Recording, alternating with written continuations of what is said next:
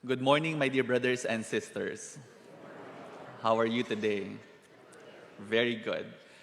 Today, in few days, we, the missionaries of Our Lady of La Salette, will be celebrating the 171st anniversary of the apparition of the Blessed Mother at La Salette in France.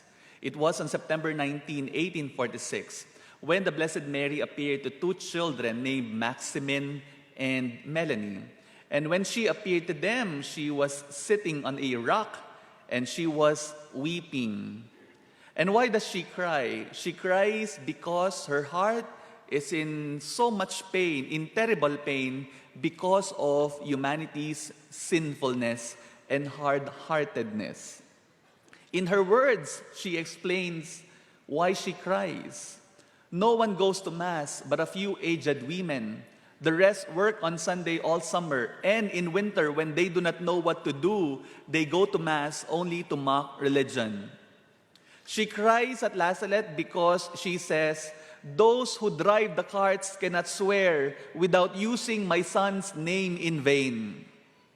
She cries at La Salette because humanity disregards the practice of Lent. She says, during Lent, instead of fasting and abstaining from meat, people go to the butcher shops, they go to the markets like dogs. And so perhaps somewhat exasperated, Mary asks, "How long, until when will I suffer for you? The arm of my son is already so strong, so heavy, that I can no longer withhold it. For how long a time will I suffer for you?" At La Salette, Mary once invites her people to be reconciled to God, to come back to her Son, Jesus Christ. But even when people refuse, she continues to invite us, her people, to come back to God.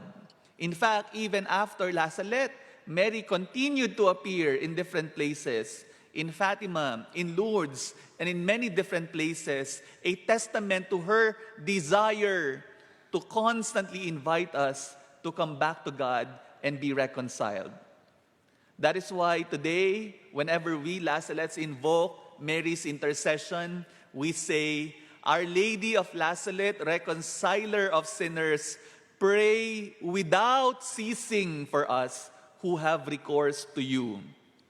Without ceasing, without stopping, without counting, pray for us and pray for our conversion. I start with this because our readings today, particularly our gospel, talk about the same themes. The themes of reconciliation, of forgiveness, in fact, of forgiving without ceasing, without limits. Peter approaches Jesus and offers him a question. "Lord, if my brother sins against me, how often should I forgive him?" And Peter, probably wanting to impress Jesus, quickly adds, "As many as 7 times?" Probably Peter was anticipating or expecting that Jesus would tell him, "Oh, Peter, how generous of you to suggest that we forgive as many as 7 times. For indeed, that suggestion was commendable and generous on many different levels. First, on the level of human tendencies. Human tendencies say that once is enough, twice is too much. How often have you heard people saying, "If you offend me and you ask for an apology, I might forgive you." Might forgive you. But if you do that again, offend me again, forget it, I will not forgive you anymore. When human tendencies say once is enough, twice is too much, how much more 7 times? That is indeed generous. So generous of Peter. Secondly, on the level of rabbinic teachings. Rabbinic teachings say that God only forgives 3 times, and on the 4th, He punishes the sinner. This is deduced from the first 2 chapters of the book of Amos, where God enumerates the sins of the many cities and how many times these cities have offended Him. He says, "For 3 crimes, Damascus. For 3 crimes, Gaza. For 3 crimes tire, etc., etc. And God says, and on the 4th, I will send fire to you and I will not take it back.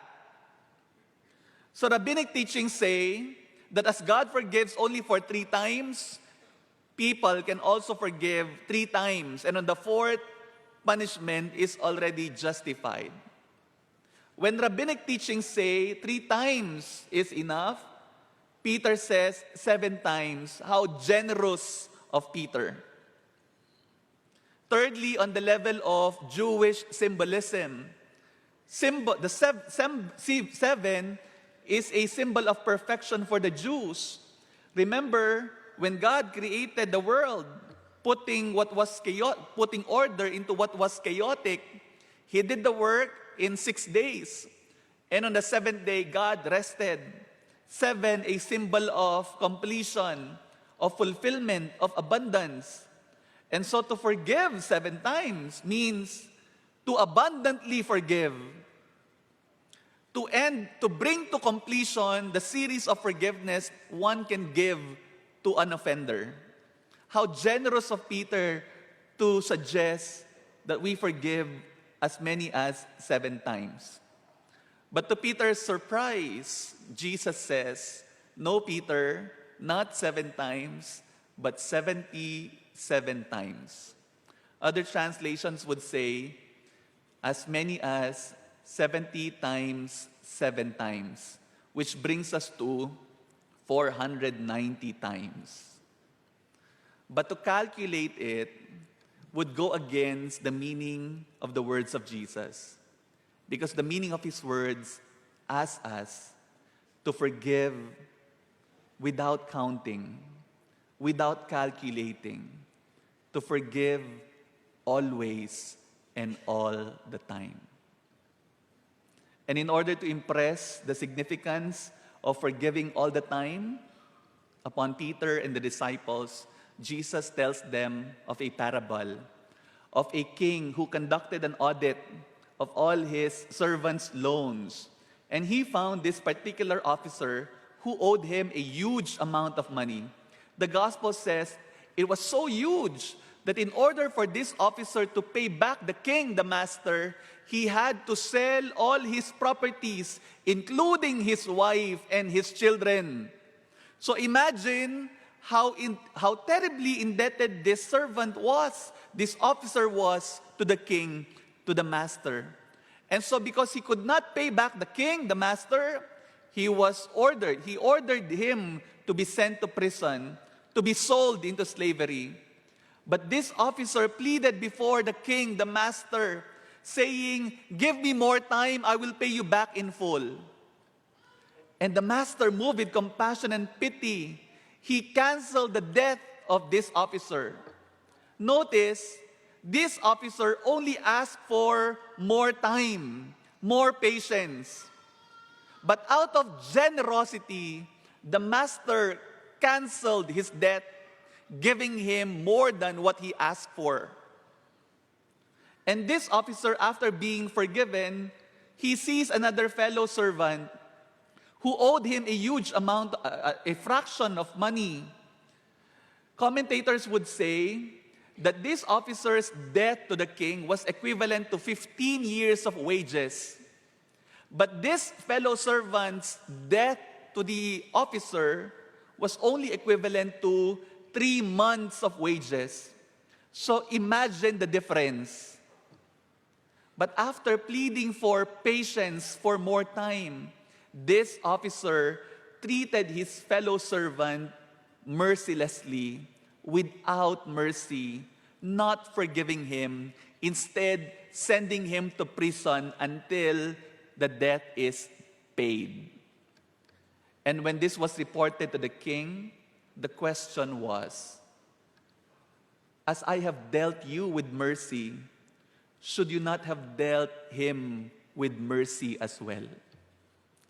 As I have forgiven you, should you not have forgiven your fellow servant as well?"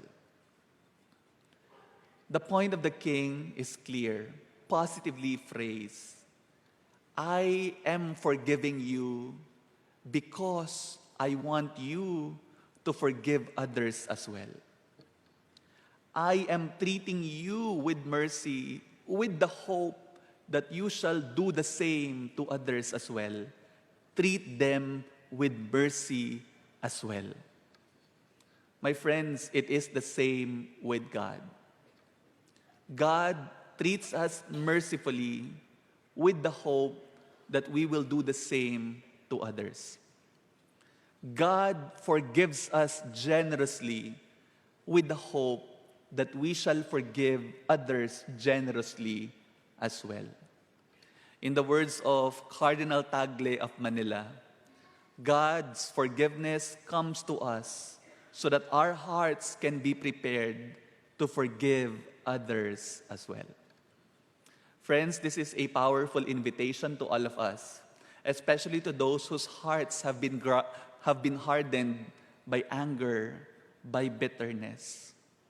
Your heart is not made to harbor grudges, to harbor anger, but your heart is made to love. And the key to a loving heart is that we learn forgiveness. Because the truth is, God's forgiveness is transformative. It transforms us. It transforms our hearts so that we can be forgiving to others as well.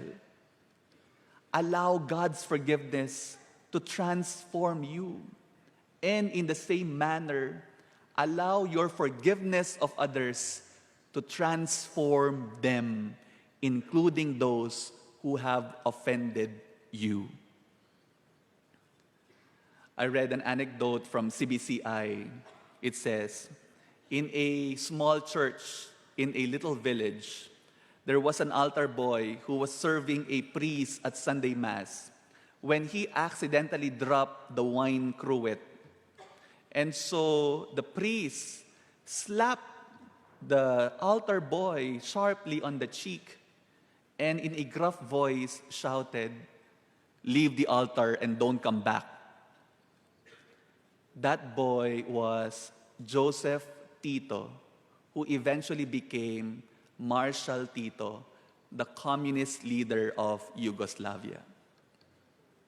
Meanwhile, in a cathedral of a large city in another place, there was an altar boy who was serving the bishop at a Sunday Mass when he also accidentally dropped the wine cruet. But the bishop, with a twinkle in his eyes, he gently whispered to the altar boy, "Someday you will become a priest." That boy was Fulton Sheen, who eventually became for us Archbishop Fulton Sheen. Friends, treat others, even those who make mistakes, with compassion, with understanding, and yes, with forgiveness. You just don't know. You are transforming their hearts. Amen.